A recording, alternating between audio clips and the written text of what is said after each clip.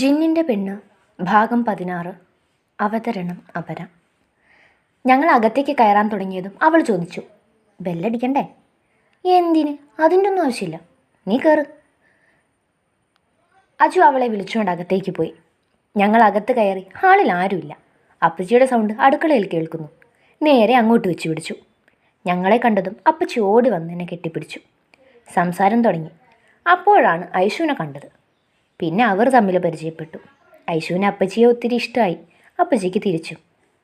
രോഹു എവിടെ അപ്പച്ചി? അവൻ റൂമിലുണ്ടാവും മോളെ, നിങ്ങൾ അങ്ങോട്ട് ചെല്ല്. അപ്പോഴേക്കും ഞാൻ ജോലി തീർത്ത് വരാം. ഞാൻ ഹെൽപ്പ് ചെയ്യണം അപ്പച്ചി? വേണ്ട മോളെ, അതിന് സമയമാകുമ്പോൾ ഞാൻ പറഞ്ഞോളാം.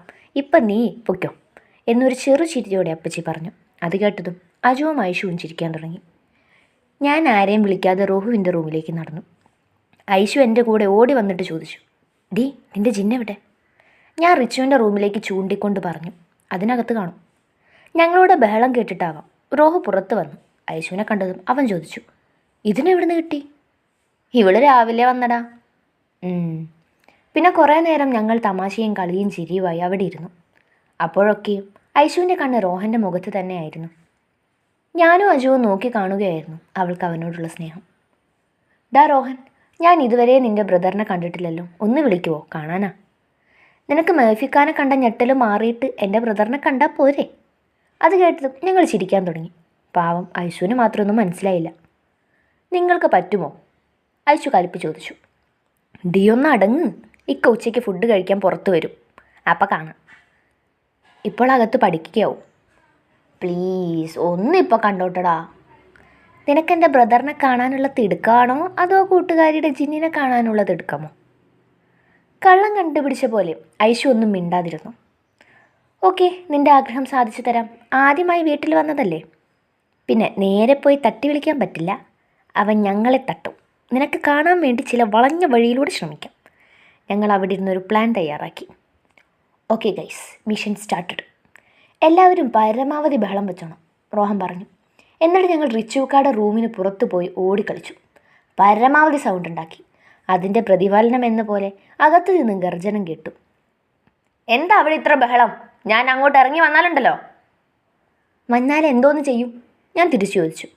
അകത്തെന്തോ സൗണ്ട് കേട്ടതിന് പിന്നാലെ ഡോറ് തുറന്ന് പുറത്ത് വന്ന ആളെ കണ്ടെന്നും ഐശു ഞെട്ടിത്തെറിച്ചുപോയി. അവൾ വായ തുറന്ന് റിച്ചുവിൻ്റെ മുഖത്തേക്ക് തന്നെ നോക്കി നിന്നു. റിച്ചു ദേഷ്യത്തിൽ ചാടിത്തുള്ളി പുറത്ത് വന്ന് എന്തോ പറയാൻ തുടങ്ങിയതും അന്തം വിട്ട് നിൽക്കുന്ന ഐശുവിനെ കണ്ടതും ഒരുമിച്ചായിരുന്നു. അവളെ അവിടെ കണ്ടതും റിച്ചുവും പെട്ടെന്ന് സ്റ്റക്കായി. ഞങ്ങളെ മൂന്നിനെയും ഒന്ന് കടുപ്പിച്ച് നോക്കിയിട്ട് വന്ന പോലെ റൂമിലേക്ക് തിരിച്ചുപോയി. ഐശു അപ്പോഴും അതേപോലെ നിൽക്കുവാണ്. ഒരനക്കവും ഇല്ല. ശ്വാസം പോകുന്നുണ്ടോ എന്ന് പോലും സംശയമാണ്. അജു അടുത്തു പോയി പതിയെ ഐശു എന്ന് വിളിച്ചു. അവൾക്കൊരനക്കവും ഇല്ല. പടച്ചോനെ, ഇവളെ നിന്ന നിലയിൽ യമനേപ്പം വന്ന് കൂട്ടിക്കൊണ്ട് പോയോ? ഡി ഐശു! റോഹുവിൻ്റെ വിളി കേട്ടതും ഐശു ഞെട്ടി ഉണർന്ന് ഞങ്ങളെ നോക്കി. ഇവിടെ എന്താ നടക്കുന്നത്? അവനെന്താടി ഇവിടെ? അവൾ കിളി പോയ പോലെ ഞങ്ങളോട് ചോദിച്ചു. അവനവൻ്റെ വീട്ടിലല്ലാതെ എവിടെ നിൽക്കണം? ഐശുവിൻ്റെ സംസാരശേഷി നഷ്ടപ്പെട്ട പോലെ അവൾ എന്നെയും റിച്ചുവിൻ്റെയും റൂമിനെയും മാറി മാറി നോക്കി. എന്നിട്ട് വിരലുകൊണ്ട് ആംഗ്യ ഭാഷയിൽ എന്നോട് ചോദിച്ചു, ഇതാണല്ലേ നിൻ്റെ ആള്? അപ്പം നിനക്ക് ഇതുവരെയും കാര്യങ്ങളൊന്നും മനസ്സിലായില്ല ഐശു? അതാണ് റോഷൻ അഹമ്മദ്, എൻ്റെ ചേട്ടൻ, നമ്മുടെ മെഹ്റൂൻ്റെ ജിന്ന് എന്ന് റോഹു പറഞ്ഞതും അവൾ വീണ്ടും ദയനീയമായി എന്നെ നോക്കി. അതെ, ഞാൻ സ്വപ്നം കാണുന്നതൊന്നും അല്ലല്ലോ. ഇനി ഞാൻ ഉറക്കമുണരുമ്പോൾ ഞാൻ എൻ്റെ വീട്ടിൽ ആയിരിക്കുമോ? ഐശു സംശയത്തോടെ ഞങ്ങളോട് ചോദിച്ചു. ടപ്പോ ഒരു സൗണ്ട് കേട്ടത് ഞാനും അജു ഞെട്ടിപ്പോയി.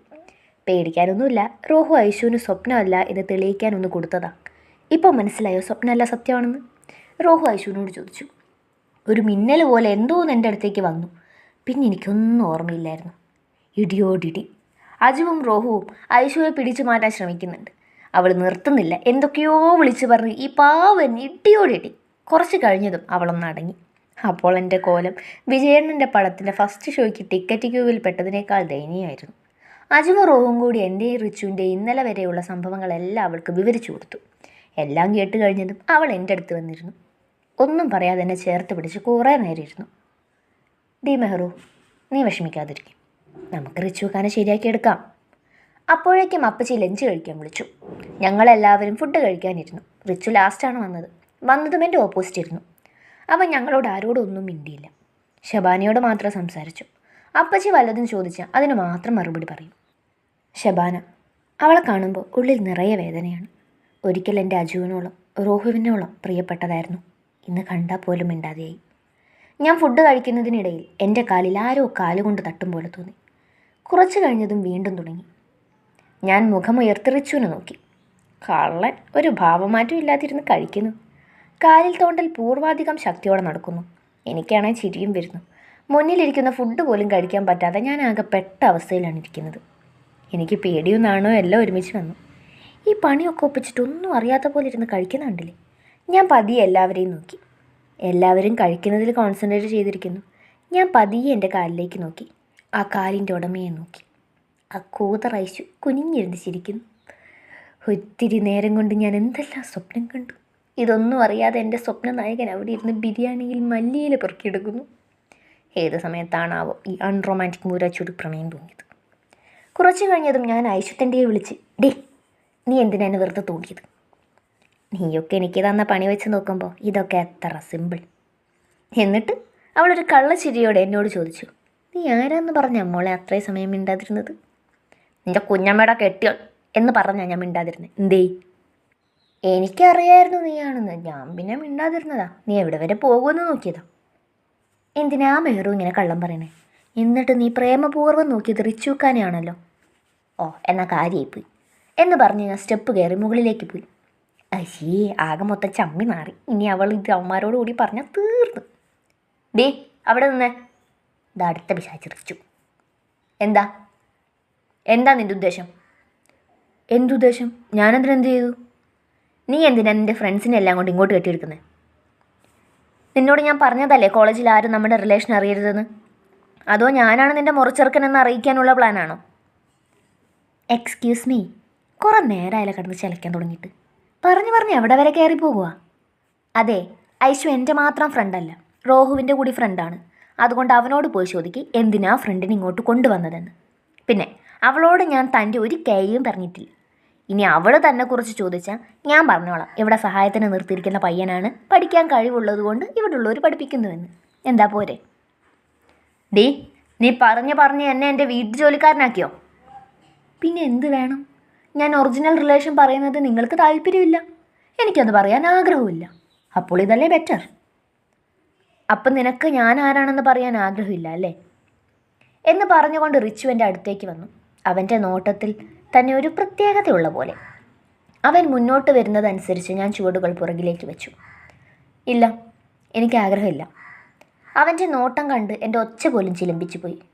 മുഖത്ത് നോക്കി പറയടി, ഉറപ്പായിട്ട് നിനക്ക് ആഗ്രഹമില്ല അല്ലേ? ദിക്കിരിപ്പല്ലി. ഇനി അവനെ കണ്ടാൽ നോക്കുക പോലും ഇല്ലെന്നെൻ്റെ പ്രതിജ്ഞകളെല്ലാം അവൻ്റെ സുറുമത്തിളക്കമുള്ള മിഴികളിൽ വീണ് അലിഞ്ഞില്ലാതാവും പോലെ. എന്നിങ്ങനെ നോക്കരുത് എന്നുറക്കെ വിളിച്ച് പറയണമെന്ന് തോന്നി. പക്ഷെ കഴിഞ്ഞില്ല. അവനോട് കാണിച്ച പിണക്കത്തിൻ്റെ അവഗണനയുടെ മുഖംമൂടികളെല്ലാം അഴിഞ്ഞു വീഴും പോലെ. എപ്പോഴും എന്നെ തളർത്തുന്ന അവൻ്റെ നോട്ടത്തിൽ ആ മിഴിയുടെ ആഴങ്ങളിൽ ഞാൻ അലിഞ്ഞു പോകും പോലെ. താഴെ എന്തോ വീണുടയുന്ന സൗണ്ട് കേട്ടാണ് ഞാൻ നോട്ടം പിൻവലിച്ചത്. ഞാൻ പതിയെ താഴേക്ക് ചെന്നു. റിച്ചു അവൻ്റെ റൂമിലേക്ക് പോയി. ഞാനും ഐശുവും കൂടി റോഹുവിൻ്റെ റൂമിലെത്തി. അവിടുത്തെ ഓരോ വസ്തുവും ഒരു കുഞ്ഞു കുട്ടിയുടെ കൗതുകത്തോടെ അവൾ നോക്കിക്കണ്ടു. അവൻ്റെ ബെഡിലിരുന്ന് അവൻ്റെ തലയിണയിൽ പതിയെ തലോടി അതിനെ എടുത്ത് കെട്ടിപ്പിടിച്ചിരിക്കുന്നു. അവളുടെ കാട്ടിക്കൂട്ടലുകൾ കണ്ട് എനിക്ക് എന്നോട് തന്നെ ഒരു പുച്ഛം തോന്നി. ഞാനും ഒരു കാമുകയാണോ? ഞാനൊക്കെ എത്ര വട്ടം ഈ വീട്ടിൽ വന്നിരിക്കുന്നു. ഒരിക്കലെങ്കിലും അവൻ്റെ തലയിണൊന്ന് കൈകൊണ്ട് തൊട്ടു നോക്കിയിട്ടുണ്ടോ?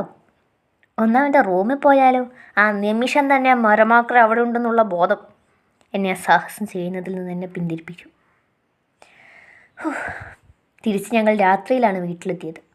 റൂമിൽ വന്നതും ഐശുവിന് എന്നോട് എന്തോ പറയാനുള്ള പോലെ തോന്നി. ഐശു, നിനക്ക് എന്നോട് എന്തെങ്കിലും പറയാനുണ്ടോ? അവൾ എൻ്റെ മുഖത്തേക്ക് നോക്കി. ഞാനൊരു കാര്യം പറഞ്ഞാൽ നീ ഏത് രീതിയിൽ എടുക്കുമെന്ന് എനിക്കറിയില്ല. പക്ഷെ ഒരു സുഹൃത്ത് എന്ന നിലയ്ക്ക് എനിക്ക് തോന്നിയ കാര്യം പറയാതിരിക്കാൻ കഴിയില്ല. എന്തിനാ നമുക്കിടയിൽ ഇത്രയും മുഖവുര? നീ പറയാ ഐശു. മെഹ്റു, അവളില്ലേ ആ ഷബാന, അവൾ ആളത്ര ശരിയല്ല. നീ എന്താടി ഈ പറയുന്നത്? അവൾ എൻ്റെ ബെസ്റ്റി ആയിരുന്നു. നിനക്ക് വെറുതെ തോന്നുന്നതാണ്. അതാ ഞാൻ പറഞ്ഞേ, നിനക്ക് ഉൾക്കൊള്ളാൻ പറ്റുമെങ്കിൽ മതി. ഞാൻ നിങ്ങൾക്കിടയിൽ ഇന്നലെ വന്നതാ, പക്ഷേ ഞാൻ പറയുന്നത് സത്യമാണ്. ഇന്നലെ ഞാൻ നോക്കുമ്പോൾ അവൾ സ്റ്റെപ്പ് കയറി മുകളിൽ വരുന്നത് കണ്ടു. പോയ പോലെ തിരികെ വന്ന് ഡൈനിങ് ടേബിളിലിരുന്ന് ഗ്ലാസ് എടുത്ത് തറയിലിട്ടു. അവൾ എന്തിനാ അത് ചെയ്തത് എന്ന് എനിക്കറിയില്ല. പക്ഷേ നിൻ്റെ അപ്പച്ചിയോടും അവൾ കള്ളം പറഞ്ഞു, അറിയാതെ താഴെ വീണ് പൊട്ടിപ്പോയതാണെന്ന്. അത് കേട്ടപ്പോൾ തൊട്ട് എനിക്കെന്തോ പോലെ. അതുമാത്രമല്ല മെഹറു, അവൾ നിന്നെ നോക്കുന്ന നോട്ടം അതത്ര ശരിയല്ല. എന്തോ ദേഷ്യമുള്ള പോലെയാണ്.